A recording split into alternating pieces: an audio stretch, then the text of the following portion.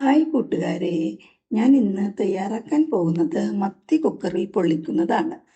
അത് എങ്ങനെയെന്ന് നോക്കാം. ഇതിന് വേണ്ടത് 1/2 കിലോ മത്തിയാണ് ഞാനിവിടെ എടുത്തിരിക്കുന്നത്. മത്തി വിനാഗിരിയും ഉപ്പും ഉപയോഗിച്ച് നന്നായി വാഷ് ചെയ്തെടുക്കണം. ഇതിന് വേണ്ട ചേരുവകൾ: കാന്താരി മുളക്, ഒരു കഷ്ണം ഇഞ്ചി, 6 അല്ലി വെളുത്തുള്ളി, കുറച്ച് പെരിഞ്ജീരകം, കുറച്ച് വേപ്പില, 1 ടേബിൾ സ്പൂൺ മുളക് പൊടി, 1/2 ടേബിൾ സ്പൂൺ മഞ്ഞൾപ്പൊടി, 1 ടേബിൾ സ്പൂൺ കുരുമുളക് പൊടി, ആവശ്യത്തിന് ഉപ്പ് എന്നിവ ഒരുമിച്ച് മിക്സിയിലിട്ട് നന്നായി അരച്ചെടുക്കുക.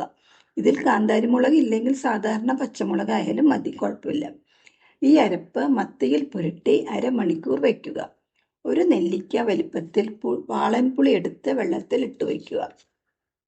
ഇതിനു വേണ്ടി ചെറിയ ഉള്ളി, 5 കാന്താരിമുളക്, കുറച്ച് ഇഞ്ചി, കുറച്ച് വെളുത്തുള്ളി, കറിവേപ്പില എന്നിവ എടുക്കുക.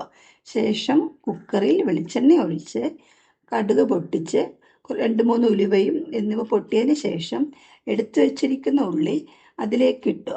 ഉള്ളി ചെറുതായി വഴറ്റി വരുമ്പോൾ ആവശ്യത്തിന് ഉപ്പ് ചേർക്കുക. ഉപ്പ് ചേർക്കുമ്പോൾ ശ്രദ്ധിക്കണം, നമ്മൾ മത്തിയിൽ കുറച്ച് ഉപ്പ് പുരട്ടി വെച്ചിട്ടുള്ളതാണ്. അത് കഴിഞ്ഞ് അരിഞ്ഞു വെച്ചിരിക്കുന്ന ഇഞ്ചി ഇടുക. വെളുത്തുള്ളി, കാന്താരിമുളക്, കറിവേപ്പില എന്നിവ ഇട്ട് ചെറുതായി വഴറ്റുക. അധികം വാടരുത്.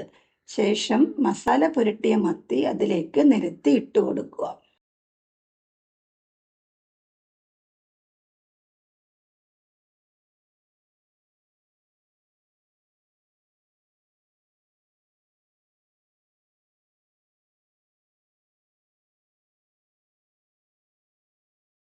ശേഷം നമ്മൾ അടുത്ത് വെച്ചിരിക്കുന്ന പുളിവെള്ളം ഒഴിക്കുക. വേറെ വെള്ളം നമ്മൾ ഒഴിക്കേണ്ട. അതിൻ്റെ മുകളിൽ 2 തണ്ട് വേപ്പില ഇട്ട് വയ്ക്കുക. അതിനുശേഷം കുക്കർ അടച്ചു വയ്ക്കുക.